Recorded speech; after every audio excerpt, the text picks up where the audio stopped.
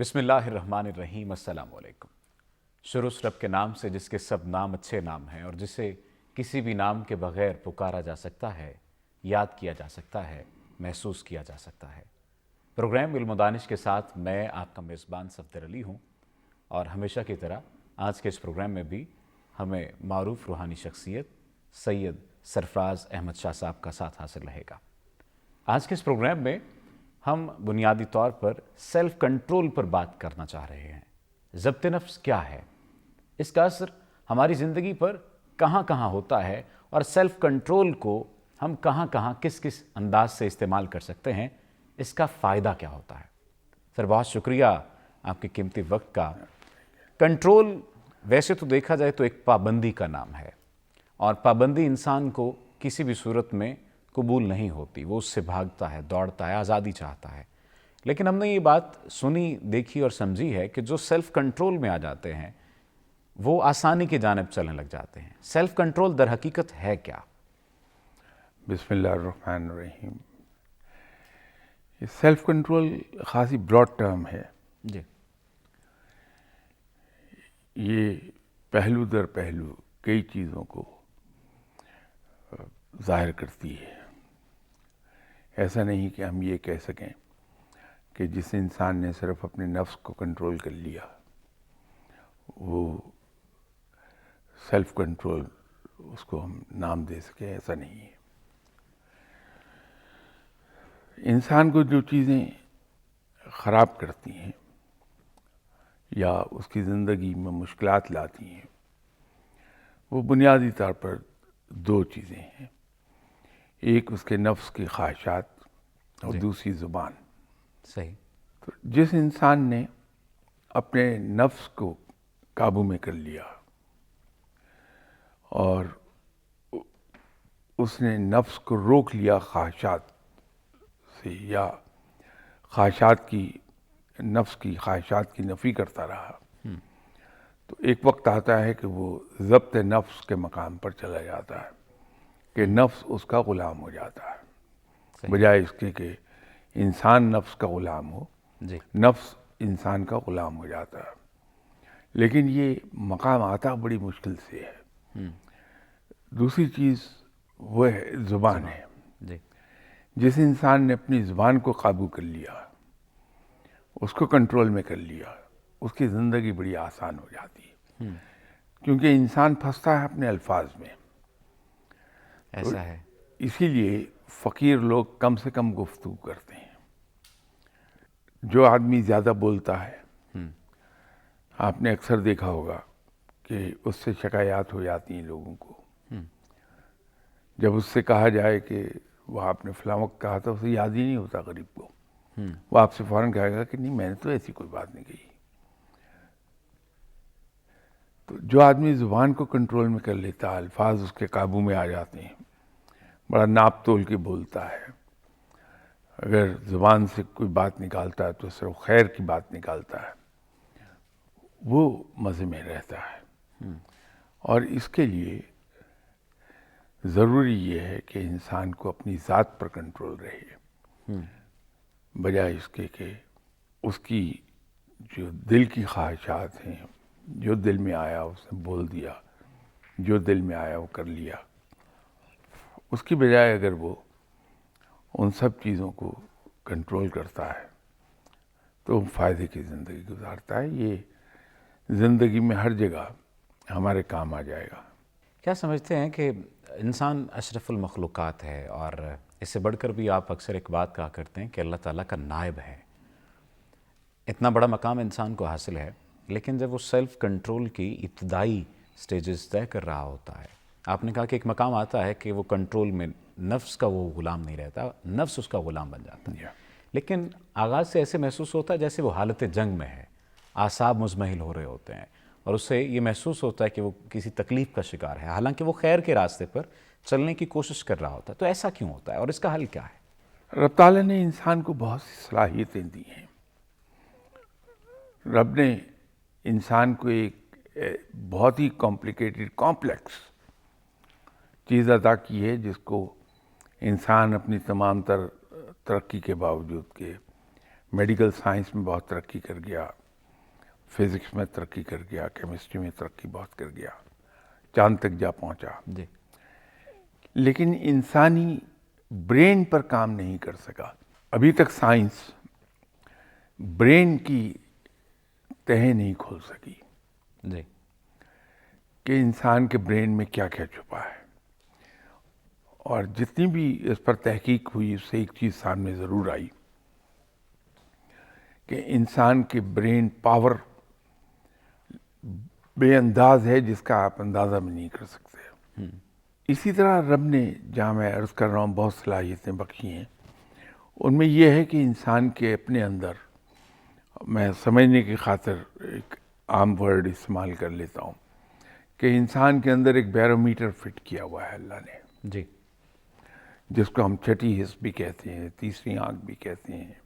ہوتا یہ ہے کہ اگر ایک کام کو ہم صحیح سمجھ رہے ہیں جی اور اس کو کر رہے ہیں، لیکن در حقیقت درست نہیں ہے، وہ گھاٹے کا سودا ہے، جی تو ہمارے اندر ایک عجیب سی بے چینی پیدا ہوتی ہے، ہمیں اطمینان نہیں ہوتا، بالکل یا کہیں اگر کچھ ایسی چیزیں رونما ہو رہی ہیں، وجود میں آ رہی ہیں جن سے ہمیں نقصان پہنچنے کا اندیشہ ہے، بھلے وہ ہزارہ میل دور کیوں نہ ہو رہی ہوں، ہمارے اندر ایک گھبراہٹ سی، نامعلوم سی گھبراہٹ، نامعلوم سی بے چینی وہ پیدا ہو جائے گی۔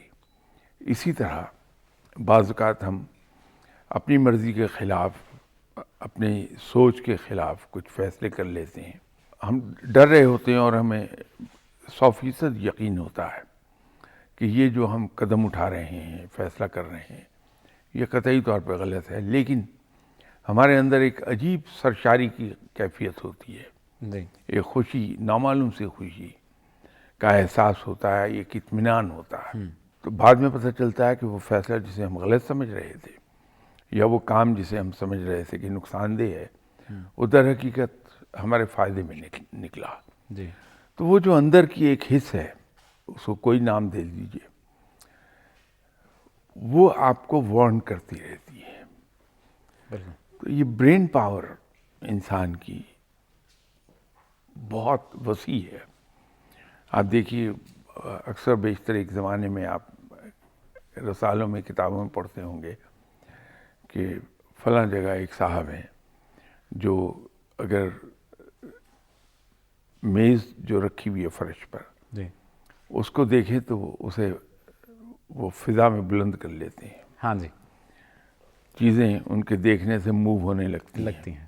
وہ کنسنٹریشن پاور ہے، اور کنسنٹریشن پاور برین کی ہے وہ، صحیح کہ جب آپ اپنی توجہ کسی ایک نقطے پر مرکوز کر لیتے ہیں، بالکل ایسے بچپن میں ہم تو کھیلتے رہے ہیں، آپ بھی یقیناً بچپن میں وہ کھیل کھیلتے ہوں گے کہ کانویکس لینس لے کے، جی جی میگنیفائنگ گلاس لے کے، جی تو سورج کی کرنوں کو ایک مرکز ایک ڈاٹ پر ہم جی دیکھتے تھے کہ ایک ڈاٹ جب ہو جائے بڑا روشن تو وہاں اسے رکھا، آدھے منٹ میں کاغذ جلنے لگتا تھا۔ حالانکہ یہی کرنیں ہیں سورج کی جس سے ہم لطف اندوز بھی ہوتے ہیں، بالکل ایسا اس سے ہم وٹامن ڈی بھی حاصل کرتے ہیں، لیکن جب وہ کانسنٹریٹ کر کے ایک نقطے پہ جمع ہو جائیں تو وہ جلا دیتی ہیں کاغذ کو۔ بالکل اسی طرح برین پاور انسان کی اگر ڈسیپیٹ رہے، جی بڑھی رہے، تو وہ اس کی قوت کا ہمیں احساس نہیں ہوتا کہ اس میں کتنی طاقت ہے، لیکن اگر اسی طاقت کو ہم کسی ایک نقطے پر مرکوز کرنا شروع کر دیں جی تو پھر اندازہ ہوتا ہے کہ انسانی دماغ میں کتنی طاقت اللہ نے رکھی ہے۔ بہت لوگوں کو آپ نے دیکھا ہوگا کہ پانی کو بڑے غور سے دیکھتے ہیں تو پانی برتن میں سے اٹھ کے یوں ہوا میں معلق ہو جاتا ہے وہ برین پاور ہے۔ یہ اور بات ہے کہ مجھ جیسے لوگ جو تعلیم زیادہ نہیں رکھتے، جن کا مطالعہ وسیع نہیں ہے، تو میں تو یہ کہوں گا ان صاحب کی کرامت ہے۔ دو حصوں میں اسے ڈیوائیڈ کریں گے، یا تو شعبدہ بازی کہہ دیں گے یا کرامت۔ شعبدہ بازی تو کوئی پڑھا لکھا آدمی کہے گا، میں تو اسٹریٹ وے اس کو ولی اللہ مان لوں گا صحیح کہ پانی اس کے حکم سے کھڑا ہو جاتا ہے ہوا میں۔ ہاں تو یہ برین پاور ہے۔ یعنی برین پاور جب مرکز میں آ جاتی ہے، ایک مرکز کے گرد آ مرکوز، جاتی ہے، ایک جگہ مرکوز کر لیں آپ، جی جی، تو اس سے کوئی بھی کام لے لیجیے آپ. اس پر ہم بات کریں گے کہ یہ جو طاقت ہے یہ مرکزے سے دور ہے، اسے مرکز کی طرف کیسے لایا جا سکتا ہے. لیکن ایک بریک کے بعد ہمارے ساتھ رہیے گا.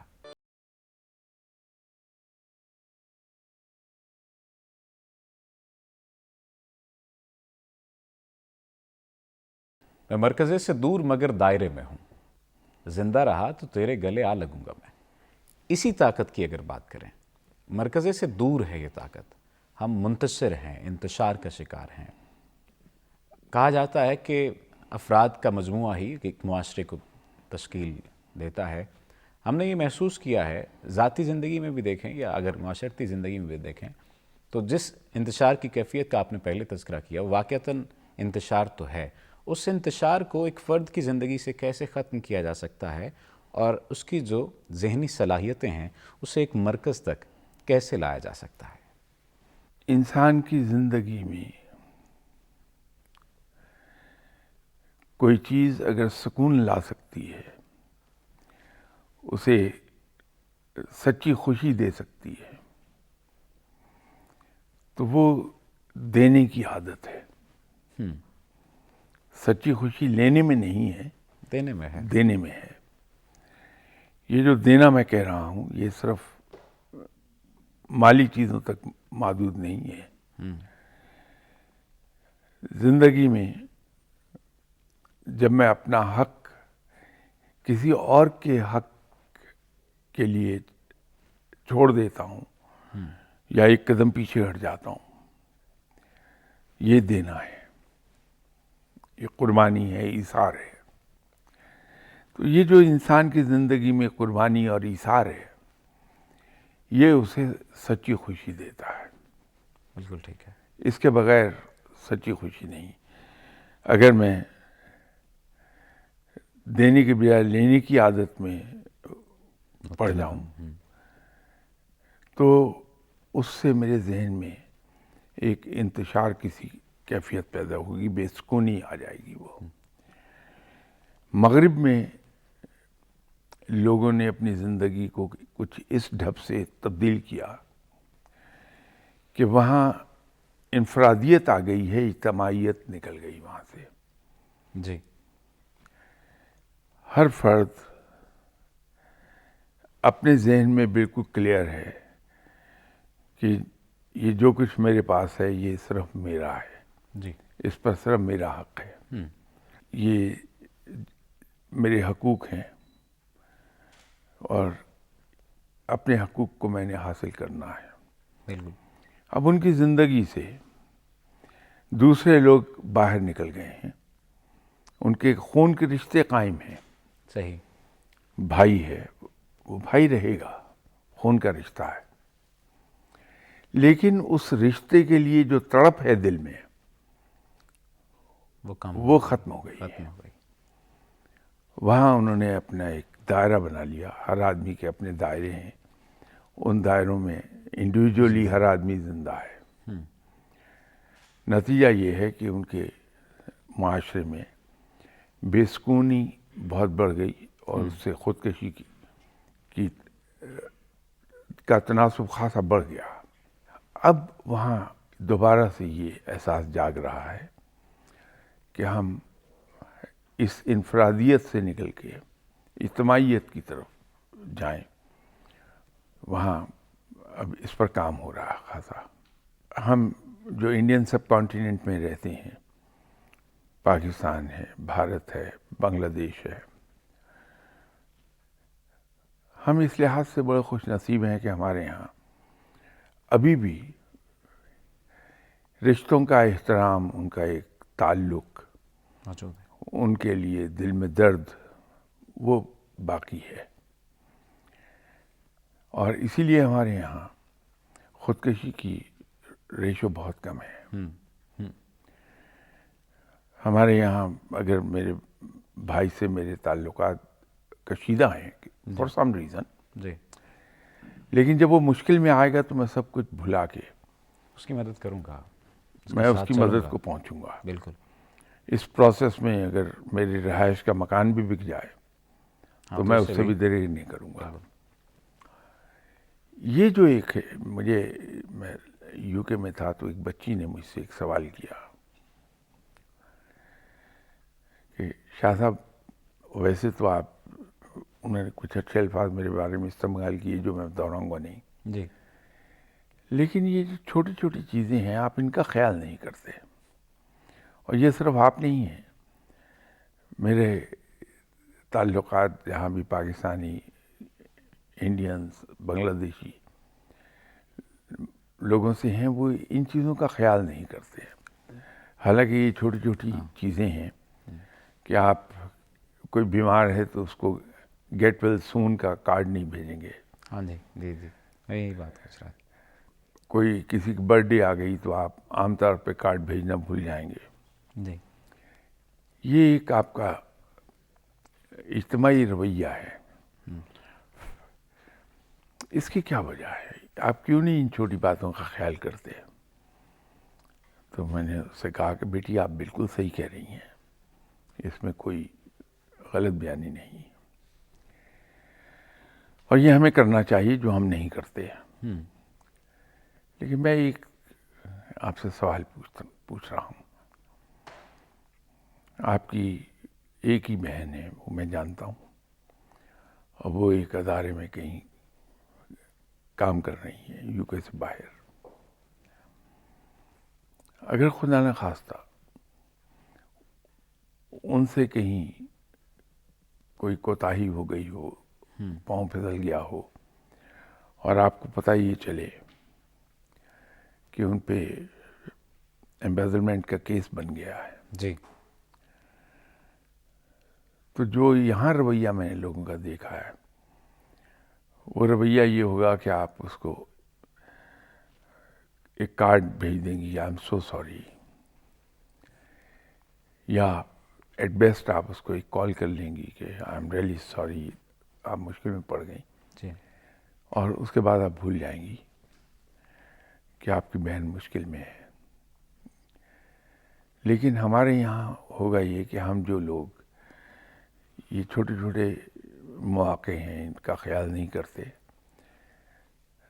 اپنا آپ بیچ دیں گے تاکہ اپنے بہن بھائی کو اس مشکل سے نکال لیں.